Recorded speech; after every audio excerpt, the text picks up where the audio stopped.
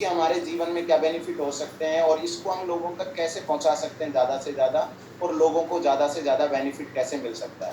क्योंकि बोला जाता है नॉलेज जभी काम आती है जब हम उसको अपना रहे होते हैं, नहीं तो वो किताबों में तो हज़ारों सालों से बंद है, कोई दिक्कत नहीं और लाखों सालों से चली आ रही है।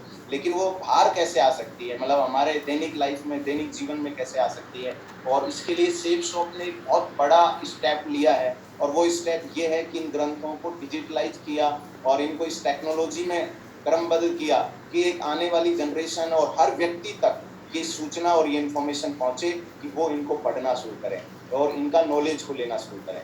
तो साथियों, सबसे पहले मैं भगवद गीता के बारे में बात करूँगा। भगवद गीता है क्या? ये पहली वर्ल्ड की पहली टॉकिंग गीता है। एक तो मुझे प्राउड होता है ये बात बोलते हुए, हमेशा जब भी मैं प्लान दिखाता हूँ, तो मैं ये वर्ड बहुत ज़्यादा ज़ोर देके बोलता हूँ इस बात को कि ये वर्ल्ड्स फर्स्ट टॉकिंग गीता है। तो मुझे कहने में ही गर्व होता है और आपको भी होना चाहिए कि हमारी कंपनी के पास एक ऐसी चीज़ है जिसके आगे वर्ल्ड्स फर्स्ट लिखा हुआ है। मतलब ये बहुत ही कम होता है पूरी जगह।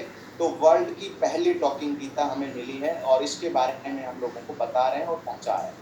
साथियों, जैसा कि मैंने पिछली बार भी चर्चा की थी, तो मैं उसी बात को पुनरावृत्ति दोबारा थोड़ा दोहराता हूँ जल्दी से कि गीता के बारे में क्या है। गीता करीब 5300 साल पहले की बात है ये कि जब महाभारत युद्ध हुआ था कुरु और पांडवों के बीच में, तो उस दौरान अर्जुन ने बीच में कुछ सवाल पूछ लिए थे। उसने मना कर दिया था कि मैं युद्ध नहीं लड़ूंगा। अचानक जाके, मतलब घर पे मना कर देता तो बात चल जाती, कुछ मना लेते, लेकिन वो युद्ध मैदान के बीच में आके उसने मना कर दिया। इधर भी सेना खड़ी, इधर भी सेना खड़ी और बीच में ले जाके बोला मैं नहीं लड़ूंगा। तो मतलब वहां से वापिस नहीं हट सकते थे। तो ऐसा धर्म संकट वहां पैदा हुआ और श्री कृष्ण जी साथ थे और श्री कृष्ण जी ने फिर उनको समझाने के लिए जो बातें बताई, जो नॉलेज दी, वो है गीता। इसलिए गीता का मतलब ही होता है बोला हुआ नॉलेज। जो बोल के बताते हैं उसको गीता बोलते हैं। तो बोलकर जो समझाया उसको, वो गीता है। जो बोल के अर्जुन को समझाया और अर्जुन को समझाने का रिजल्ट, अच्छा आज तक हम यहाँ क्यों फॉलो कर रहे हैं, इसको समझ रहे हैं क्योंकि अर्जुन ने उस नॉलेज को लेके ऐसा काम किया जो आज तक इतिहास में दर्ज है। ऐसा युद्ध जीता, ऐसी लड़ाई लड़ी जो कि इतिहास में कभी लड़ी नहीं गई। तो वो नॉलेज जो है, वो जो सवाल थे अर्जुन के जो पूछे थे, मुझे ऐसा लगता है वो सवाल जब आप पहला अध्याय और दूसरा अध्याय हम पढ़ते हैं, तो ये सारे अध्याय में जो क्वेश्चन पूछ रहा है शुरुआत में, वो हर मनुष्य के जीवन के सवाल है। मतलब वो ऐसा लगता है कि हमारे क्वेश्चन है कि हम काम क्यों करें, इसको करने के बजाय ये क्यों नहीं कर लें। तो बहुत सारे सवाल हैं जिनका बहुत ही जबरदस्त जवाब कृष्ण जी ने समझाया है और बहुत ही डीपली समझाया है। मतलब उन्होंने केवल फॉर्मेलिटी नहीं किया। मुझे गीता को बारे में बात करते हुए खुशी है कि जो भी चीज़ वहाँ बताई गई है वो इतनी डीपली है कि जितना उसका हम पढ़ेंगे ना, उतना उसका रहस्य उजागर होगा। इसलिए कुछ लोग गीता को उपनिषद भी बोलते हैं। ये उपनिषदों की गिनती में ही आती है कि एक रहस्यमय ज्ञान है, नॉलेज है, जो समझने के लिए थोड़ी मेहनत लगती है। इसके बाद कुछ लोग मानते हैं कि बोला गया तो वो कैसे हमारे तक पहुंचा। तो ये व्यास जी ने बाद में लिखा था। महाभारत युद्ध के बाद काफी दिनों बाद एक बार दोबारा से राजा परीक्षित थे या कोई और थे, उन्होंने सभा बुलाई और अर्जुन जी की पीढ़ी में ही थे वो नीचे। कई पीढ़ियों के बाद उन्होंने बोला हमारे पूर्वज ने लड़ाई लड़ी थी महाभारत, उसमें मैटर क्या हो गया था। तो उन्होंने व्यास जी मुनियों को सबको बुला के पूछा था कि क्या हुआ था। तो जब उन्होंने पूछा तो उन्होंने पूरा वर्णन जो किया था वही हमारे सामने आता है और वही गीता के रूप में हमारे अवेलेबल होता है। तो गीता के श्लोक व्यास जी ने बनाए और हम तक पहुंचे हैं ये। और उसके बाद उससे भी, जैसे व्यास जी ने एक बहुत बड़ा काम किया कि गीता की नॉलेज को किताब में लिया है श्लोक में, इसी तरह सेफ शॉप ने भी आज 21वीं सदी में 2020 में एक बहुत बड़ा काम किया कि 19,700 श्लोकों को डिजिटल तैयार किया और तैयार करके उसका ऐसा विशेष पुस्तक तैयार किया जो डिजिटलाइज है, बोल के सुनाती है। तो ये एक बड़ा काम हमारे लिए मिला जो आने वाली जनरेशन को बहुत ज़्यादा इसका फायदा मिलेगा। इसके बाद कुछ बातें मैं मोटी मोटी आपको बताता हूँ गीता से हमें क्या क्या मिल सकता है। गीता से जिस जिस घर में गीता जाएगी, जिस जिस घर में ये गीता का पाठ होगा या इसको पढ़ेंगे, जब भी मौका मिलेगा एक एक श्लोक भी पढ़ेंगे, तो इसमें आपके मन के बहुत सारे सवालों के जवाब मिलेंगे। ये मैंने भी एनालाइज किया है और हर आदमी के कुछ क्वेश्चन आते हैं। कुछ लोग उन सवालों को दबा देते हैं शुरुआत में, या कुछ लोग जीवन भर खोजते रहते हैं। तो हर व्यक्ति के मन में कुछ क्वेश्चन होते हैं, लेकिन वो क्वेश्चनों के जवाब जो है वो गीता में मिल सकते हैं। आपको अपनी ड्यूटी का पता चलता है। मैंने देखा है कि बहुत सारे समाज में ऐसे लोग होते हैं जो पूरा जीवन जी लेते हैं, लेकिन उनको यही नहीं पता चल पाता है कि मेरी ड्यूटी एक्चुअल क्या है, मेरा कर्तव्य क्या है। तो जैसे अर्जुन एकदम से रथ में बैठ के बोल गया कि मैं तो संन्यास ले लूंगा, मुझे ये लड़ाई की जरूरत नहीं। तो अचानक से वो कर्तव्य से एकदम हट गया, यानी कि वो बुद्धि भेद हो गई, उसकी बुद्धि भ्रम हो गई कि वो कर्तव्य भूल गया। ऐसे हमारे यहाँ लाखों करोड़ों लोग हैं धरती पे, उनको ये दिशा मिल सकती है गीता के कारण। मन के बारे में बहुत सारी डिस्कशन गीता के अंदर हुई है, मैं थोड़ी आगे भी बताऊंगा आपको मन के बारे में। गीता में जितना मन को समझाया गया है कि मन है क्या, और कैसे ये काम करता है, इसके अंदर कैसे विकार आते हैं, कैसे वृत्तियां आती हैं, बहुत सारी चीज इसमें समझाई गई है। कठिन समय में क्या करना है, इसकी समझ और हिम्मत गीता के बाद मिलती है। गीता मेरी पर्सनल लाइफ का यदि मैं अनुभव बताऊं, तो जब से गीता और ये मैंने पढ़ा है तो एक सेटिस्फिकेशन मिलता है। मतलब आपको ये लगता है कि जो चीज़ खोज रहे थे वो मिल गई है, जो रास्ता या जो जिस चीज़ की ज़रूरत है, जैसे पानी पीने के बाद प्यास बुझती है, वैसा महसूस होगा जब हम गीता के नॉलेज को सही फॉर्म में समझेंगे। कर्म को कितनी कुशलता से करना है, ये गीता सिखाती है। और गीता का तो स्लोगन है, योग का मतलब ही कृष्ण जी ने समझाया है, कर्मस्य कौशलम योग। और ये हमारे बिजनेस में बिल्कुल फिट बैठता है कि कर्म को कितनी कुशलता से किया जा सकता है, प्लान कितनी कुशलता से दिया जा सकता है, या आप कोई भी काम कर रहे हो उसको कितनी अच्छी से किया जा सकता है, उसी पे निर्भर करती है सक्सेस। तो ये बात यहाँ समझाइए, अपने कार्य पर फोकस करना सिखाती है, परिवार में अच्छे संस्कार डेवलप होते हैं, बेहतरीन नजरिया देती है। गीता को पढ़ने के बाद जो हमारा एटीट्यूड तैयार होता है वो अनब्रेकेबल होता है, मतलब वो नजरिया टूट नहीं सकता, गिर नहीं सकता कभी किसी जगह से। ऐसा नजरिया गीता के बाद मिलता है। गीता पूरा एटीट्यूड का ही है। अर्जुन जी का एटीट्यूड ही तो बदल गया था महाभारत युद्ध में कि नहीं लड़ूंगा मैं, तो उस एटीट्यूड को बनाने में उनको 700 श्लोक समझाने पड़े उसको, और फिर ऐसा एटीट्यूड बना कि फिर उसने नहीं छोड़ा एक भी आदमी, दुर्योधन तक, लास्ट एक व्यक्ति तक उसने नहीं छोड़ा। तो ये एटीट्यूड था उनका, इतना स्ट्रॉन्ग बिल्ड था।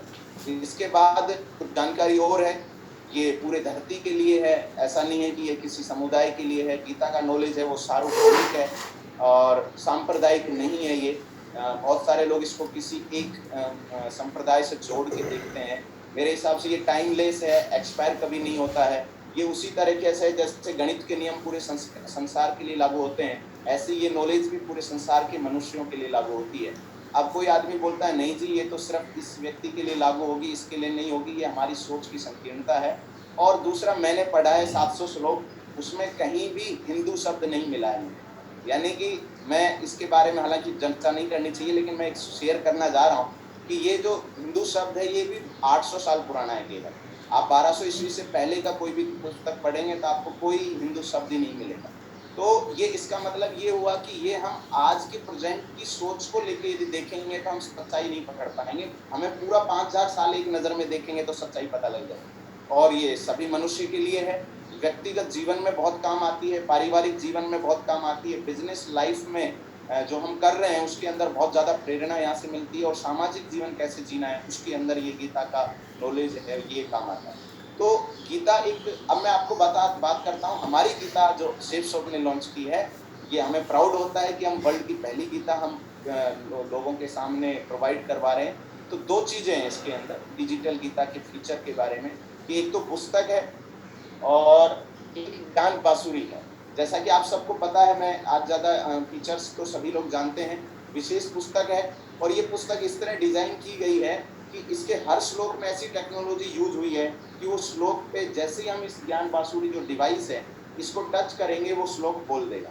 और सबसे अच्छी बात है, आज तक कोई ऐसा ग्रंथ नहीं देखा होगा जो 3 भाषाओं में एक साथ लिखा हो। मतलब ऐसा मैंने तो देखा नहीं आज तक कि वो हिंदी में भी हो, संस्कृत में भी हो और अंग्रेजी में भी। ये पहला ऐसा शिव शॉप ने लॉन्च किया है जो अंग्रेजी में भी है, संस्कृत में भी है, हिंदी में भी। अच्छा, हमारे समाज में एक मान्यता ऐसी भी चलती है, साहब ये ग्रंथ है या ये जो पुस्तक है जो संस्कृत में है, मुझे कैसे समझ में आएगी। ये सवाल आज से बहुत साल पहले मैंने एक पूछा था किसी शख्स से कि मैं नहीं पढ़ पाऊंगा क्योंकि मैं संस्कृत में वीक हूँ। मेरा बचपन से संस्कृत नहीं रहा इतना ज़्यादा मजबूत। मेरा 8वीं के अंदर मेरिट में मेरे याद है मैं 35वें नंबर पे था राजस्थान में। तो मेरा मेरिट सिर्फ संस्कृत के कारण रह गया, नहीं तो मैं 90 से 98% जा सकती। मतलब मेरे नंबर हमेशा कटते थे हिंदी और संस्कृत के अंदर, तो मेरी व्याकरण ज़्यादा अच्छी नहीं रही। तो इसका मतलब ये नहीं है कि उसको पढ़ नहीं सकते हैं। संस्कृत आपको नहीं आती है तो इसका मतलब ये नहीं है कि हम पढ़ नहीं सकते हैं। बहुत लोगों ने इसका हिंदी में ट्रांसलेट किया हुआ है, बहुत लोगों ने बहुत सरल भाषा में इसको ट्रांसलेट किया हुआ है, और अब तो बिल्कुल ही मतलब इतना ईजी हो गया कि 5 साल का बच्चा भी यदि इस भगवत गीता को पढ़ेगा और इसके श्लोक पे हिंदी वाले पे टच करेगा तो 5 साल का बच्चा भी उस नॉलेज को समझ पाएगा। इतनी सरल भाषा को इसको ट्रांसलेट किया गया है। दूसरी बात, बहुत सारे फीचर हैं, जैसे कि यहाँ कुछ फीचर लिखे हुए हैं। विश्व की पहली बोलने वाली भगवत गीता है। ये ज्ञान आज भी प्रासंगिक उतना ही है जितना आज से 5300 साल पहले था।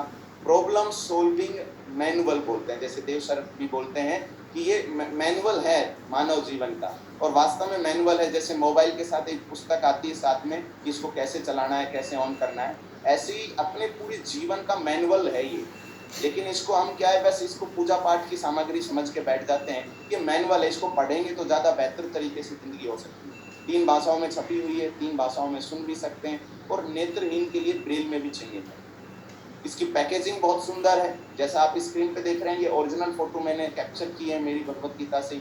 बहुत सुंदर पैकेजिंग इसका किया हुआ है, और अंदर से भी जो जहाँ गीता रखी जाती है वो भी इतना अच्छा सुंदर है कि आदमी देखने के बाद इसको लाइक करेगा। और जैसे आज मैं मेरी दूसरी भगवत गीता आपको दिखा रहा हूँ, ये भगवत गीता इतनी सुंदर है कि जिस व्यक्ति को ले जाके दिखा दो वो तुरंत ले लेगा। अभी हमारे एक बिल्कुल पड़ोसी हैं, साथी हैं, जिन्होंने अभी बिजनेस शुरू किया है, वो मेरी गीता को मैंने दिया था डेमो के लिए, तो डेमो देने गए थे, वो दे के आ गए, उन्होंने वापस ही नहीं लाने दी, और उन्होंने पैसे दे दी कि पैसे ले जाओ, ये गीता यहीं रख दो। तो ये इतनी पसंद की जाती है, बशर्ते हम उनको दिखाएं, बताएं कि ये इतनी अच्छी क्वालिटी।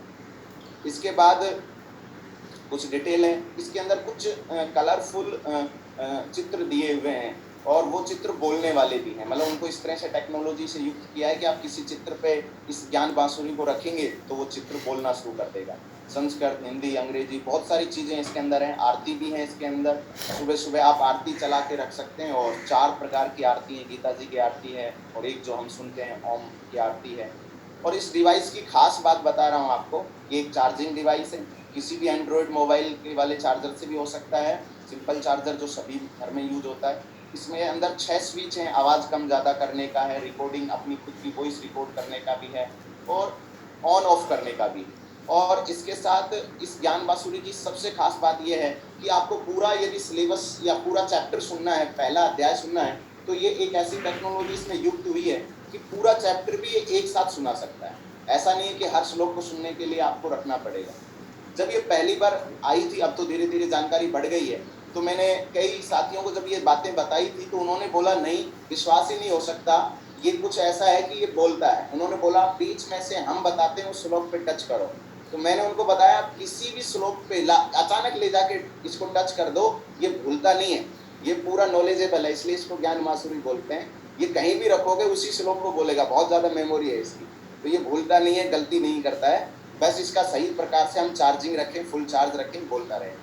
तो ये टेक्नोलॉजी से युक्त हुआ। दूसरा, ये एकमात्र ऐसा ग्रंथ है, ऐसा प्रोडक्ट सेल्सशॉप ने हमें दिया है जो भारत के सबसे ज़्यादा वीआईपी लोगों ने पसंद किया है।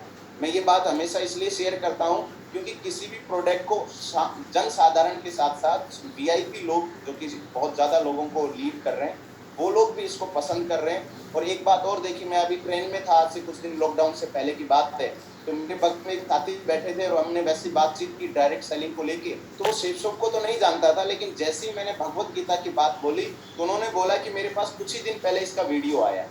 मतलब ये सेल्सशॉप से आगे आगे वीडियो जा रहा है इसका। शायद ही कोई व्यक्ति ऐसा हो जो भगवत गीता के बारे में नहीं जानता हो, पहले भगवत गीता की जानकारी पहुँच रही कि ऐसी बोलने वाली किताब मार्केट में आई।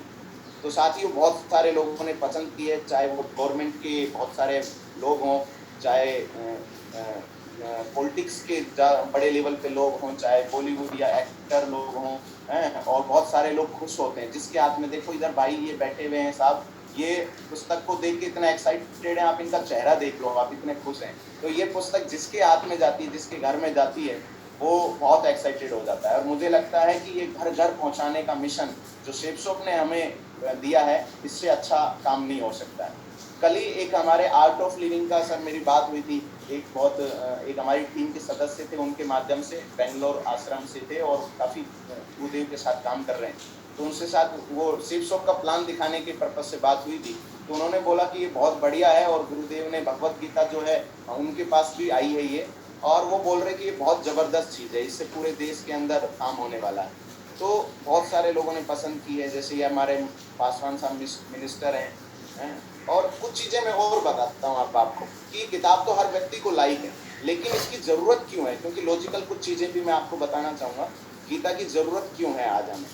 क्योंकि हमारे इस नॉलेज को लेके बहुत सारे विदेश में लोग जो हैं, विदेशी यूनिवर्सिटीज़ हैं, वो संस्कृत भी पढ़ा रही हैं इस बात के लिए कि वो डायरेक्टली संस्कृत से ट्रांसलेट कर सकें। क्योंकि विदेशी लोगों को समस्या ये रहती है कि संस्कृत आती नहीं, तो वो हिंदी से अंग्रेजी ट्रांसलेट करते हैं, तो उनके पास सही नॉलेज पहुंचती नहीं। मैंने कई जगह ये जानकारी मुझे मिली है कि दुनिया की कोई भाषा ऐसी नहीं है कि जिसमें गीता का ट्रांसलेट नहीं हुआ। कोई भाषा ऐसी नहीं है, चाहे लोकल से लोकल भाषा क्यों ना हो। तो हमारे इस नॉलेज को लेके, भारत की इस धरोहर को लेके, जब दूसरे दुनिया के लोग जब तरक्की कर सकते हैं, तो हम लोग इसको सिर्फ एक पूजा की अलमारी में रख के पूजा पाठ ही क्यों करें? इसको समझना चाहिए, पढ़ना चाहिए और लोगों तक पहुंचाना चाहिए। जैसे एक गाना था, मैंने ये इसलिए लिखा था, मैं थोड़ा इसके बारे में बताऊं। हमारे देश में एक परंपरा क्या है कि जैसे ही एक भजन गाना बना दिया, जब जीरो दिया मेरे भारत ने तब गिनती दुनिया को आई।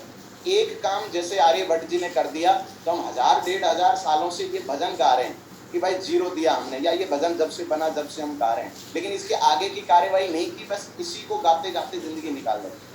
और ये एक समस्या है, और इस समस्या को खत्म करने का एक ही तरीका है कि हम गीता पढ़ना शुरू करें, मतलब अंदर क्या है वो पढ़ना शुरू करें।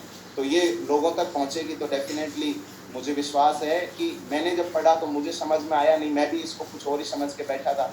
तो पढ़ते हैं तो सच्चाई पता चलती है। दूसरा एक और बात है कि जैसे मुझे याद है, मैं पहली क्लास या दूसरी क्लास में जब मैं पढ़ रहा था, तो एक लाइन बोलते हैं कि स्कूल में बुलवाते हैं कि हम होंगे कामयाब एक दिन। सबने शायद सुनी होगी, पढ़ी होगी। और वो पहली क्लास में भी बोलते हैं हम होंगे कामयाब, दूसरी क्लास में भी बोलते हैं, वो 10वीं में हो जाता है जब भी बोलता है, 12वीं में हो जाता है तब भी बोलता है। और वो शादी करके उसके बच्चे जब स्कूल जाते हैं तब भी वो बच्चों को यही सिखा रहा होता है, हमें होंगे एक दिन कामयाब। यानी कि वो एक लाइन को पकड़ के बैठ गए, लेकिन उसके आगे की कार्रवाई नहीं की। और ये कारण है कि हम सिर्फ किताब को लेके बैठे हुए हैं, उनको पढ़ नहीं पा रहे। तो यही एक समस्या थी जिसको हमें लोगों तक पहुंचाना है। दूसरा, मुझे एक बात समझ आई, गीता की जरूरत क्यों है। धरती पे शायद सभी लोग ईश्वर को मानते हैं, लेकिन समस्या ये है वो जानते नहीं कि वो है कौन एक्चुअल। तो मानते तो सब है कि ईश्वर है, पूजा पाठ सब कर रहे हैं, बढ़िया है, लेकिन समस्या है जानते नहीं। तो इस गीता को इसलिए भी पढ़ना चाहिए, आपको ईश्वर की असली फॉर्म पता लग जाएगी कि वो क्या है, कौन है, कैसा है, क्या करता है, क्या नहीं करता है, वो चीज़ें पता चल जाएंगी। दूसरा, इसके बाद हमारे परिवार में यदि ये गीता आती है, अपने परिवार को लेके चलो, फिर आपको पूरा देश का पता चल जाएगा। जैसे मैं अपने घर की लेके चलता हूँ, परिवार में एक बेहतरीन संस्कार विकसित होते हैं जब गीता घर में होती है। और घर में जब इस तरह का टेक्नोलॉजी वाली गीता होती है, तो हर बच्चा इंटरेस्टेड होकर इसको पढ़ने की कोशिश करता है, संस्कार उसके अंदर डेवलप होते हैं, एक नई अपने दिमाग के अंदर उसकी सोच डेवलप होती है, और उस सोच को लेके वो जीवन भर उसको काम आती है। क्योंकि जो 18 साल की एज तक या 20 साल की एज तक या 15 साल की एज तक जो मोहर लग जाती है, पेज में जो लिखा जा चुका होता है, वो पेज जो है वो लाइफ मरते दम तक काम आने वाला है। तो बच्चों को टेक्नोलॉजी के माध्यम से गीता का ज्ञान मिलता है, बच्चे रुचि करके इसको सुनते हैं, और बड़े बुजुर्ग लोग भी इसका फायदा उठाते हैं। हमारे समाज में बहुत सारे ऐसे बुजुर्ग लोग हैं जो बोलते हैं कि अब हमारे पास टाइम है, हम गीता पढ़ सकते हैं, सुन सकते हैं, लेकिन पढ़ने की अभाव के कारण या दिखाई नहीं देता उसके अभाव के कारण वो गीता की नॉलेज नहीं ले पाते हैं। तो ये एक पुस्तक उनके लिए वरदान है कि वो रोज 2-3 श्लोक अपने सुबह शाम सुन सकते हैं, और जो उनका लास्ट टाइम है 10-15 साल या 10-5 साल, उस टाइम का सबसे अच्छा उपयोग इस ग्रंथ के माध्यम से किया जा सकता है। तो मैं चाहता हूँ अपने घर में जितने माता पिता और बुजुर्ग लोग हैं, चाहे दादा हो चाहे पड़ोस में कोई बुजुर्ग हो, जरूर इस ग्रंथ को पहुंचाइए उनके पास, ताकि इस धरती से जाते जाते, बोला भी गया है गीता में, एक श्लोक जगह आता है कि जब व्यक्ति एक्सपायर होता है, मरता है, तब उस समय उसकी सोच किस स्पीड से किस क्षेत्र में लगी हुई है, वो उसी क्षेत्र के अंदर अगला जन्म लेता है। तो जरूर चाहिए कि लास्ट में गीता पढ़नी चाहिए। इसके बाद युवा अपनी शक्ति का बेहतरीन प्रदर्शन कर सकते हैं। और लास्ट एक रेड कलर में लाइन मैंने लिखी है, जहाँ पहले ही गीता के ज्ञान को समझ लिया जाएगा, वहाँ उस परिवार में महाभारत होने के चांसेस खत्म हो जाएंगे। तो महाभारत नहीं हो, इसलिए पहले ही अपने परिवार में इस तरह का कल्चर तैयार हो जाए और हर घर में तैयार हो जाए, तो ये एक सभ्य समाज बना सकता है। शिव शोभ केवल अमीर बनने का ही रास्ता नहीं दे रही, मुझे ऐसा फील होता है केवल पैसे कमाने का या फिर बहुत ज़्यादा चमक धमक का ही मौका नहीं देती है, लेकिन साथ में इंटरनल मानसिक विकास करने का भी साधन हमें दिया है। जैसे अभी कल परसों शायद एक खबर आई कि कोई व्यक्ति ने अभी खुदकुशी कर ली, कोई बॉलीवुड के बंदे ने। तो उनके पास पैसा, शोहरत, धन दौलत सब चीज़ थी, लेकिन ऐसी कौन सी बात है जो बताओ आदमी खुद ही आत्म पतन कर लिया उसने। तो मेरे बात समझ आई कि ये शिव शो भी एक ऐसी इंडस्ट्री है जिसके अंदर आदमी पैसे के साथ साथ में वो मानसिक डेवलपमेंट भी यहाँ मिलता है जो कभी जीवन में हार नहीं सकता हो। तो बहुत ही अच्छे हम खुशकिस्मत हैं शिव शो के पास। दूसरा ये कुछ चीज़ें और हैं यहाँ कि मैंने बचपन से ये सुनता आ रहा था जब मैंने गीता नहीं पढ़ी थी, और आप भी सुनते हैं गीता सार के तौर पे, कि गीता में ये लिखा है कि आप वर्तमान में रहो, भविष्य की मत चिंता करो, ऐसा कुछ पढ़ते हैं। या फिर हम सोचते हैं, उसमें सुनते हैं गीता सार में कि फल की इच्छा मत करो, कर्म करो। तो मेरे ये बात आज तक समझ नहीं आई थी कुछ दिन पहले तक कि ऐसा कैसे हो सकता है, फल की इच्छा नहीं करेंगे तो काम कैसे करेंगे भाई, ये बात समझ नहीं आई। दूसरा, यहाँ बार बार सार में बोला जाता था, बहुत लोग बोलते थे कि वर्तमान में रहो, भविष्य में मत रहो। तो मैं इस बात को लेकर बार बार कंफ्यूज रहता था, भविष्य में नहीं सोचेंगे हम, भविष्य के बारे में नहीं तैयारी होगी तो वर्तमान में काम कैसे किया जाएगा। लेकिन अभी कुछ दिनों पहले से जब से ये ग्रंथ आया है और कुछ जानकारियाँ मिली हैं, तो मुझे ये क्लियर हुआ। मैं शेयर करना चाहता हूँ बस वो जो चीज़ है जो मुझे पता चली कि वर्तमान में रहना चाहिए। ये कृष्ण भगवान ने पूरे ग्रंथ में लिखा है। वर्तमान बहुत बार डिस्कशन हुआ है कर्म करने पे, और वो इसलिए हुआ है कि हमारा शरीर जो दिखाई दे रहा है ये केवल वर्तमान में रह सकता है, ना ये पास्ट में है ना ये फ्यूचर में। ये वर्तमान में रह सकता है, ना फ्यूचर में ना पास्ट में। और जो हम काम कर रहे हैं, जैसा भी मैं बोल रहा हूँ, तो ये वर्तमान ही है। मैं काम भविष्य में भी नहीं कर सकता, मैं काम पास्ट में भी नहीं कर सकता, मैं काम सिर्फ कर सकता हूँ प्रेजेंट में। ऐसे ये बात जब समझ में आई तो इसलिए कृष्ण जी ने बार बार बोला कि वर्तमान में रहिए। बस अपने शरीर में एक ऐसी चीज है जो वर्तमान में नहीं रहती है, और वो है मन। ये कभी आगे जाता है कभी पीछे जाता है, बस इसको वर्तमान में ले आएंगे तो शरीर तो वर्तमान में है ऑलरेडी, ये तो वर्तमान में ही रहता है, ये फ्यूचर या पास्ट में नहीं जाता। लेकिन मन जाता है, उसको लाने के लिए कृष्ण जी ने बोला। काम, क्रोध, लोभ, मोह, ये 4 शब्द हम सुनते हैं। प्रारब्ध के बारे में, कर्तव्य के बारे में, निष्काम शब्द जो हम सुनते हैं, कर्म फल के बारे में सुनते हैं। ऐसी गूढ़ चीज़ें हैं जो गीता में बताई गई हैं, समझ सकते हैं इसके बारे में भी। मेरा काम सिर्फ आपको ये बताना था कि ये क्यों पढ़ना चाहिए, ये क्या चीज़ है, ये तो आप बाद में आप पढ़ेंगे तो पता चल जाएंगी। और इसके बाद भारत में यदि हम ये पहुँचाते हैं इस ग्रंथ को और इस पुस्तक को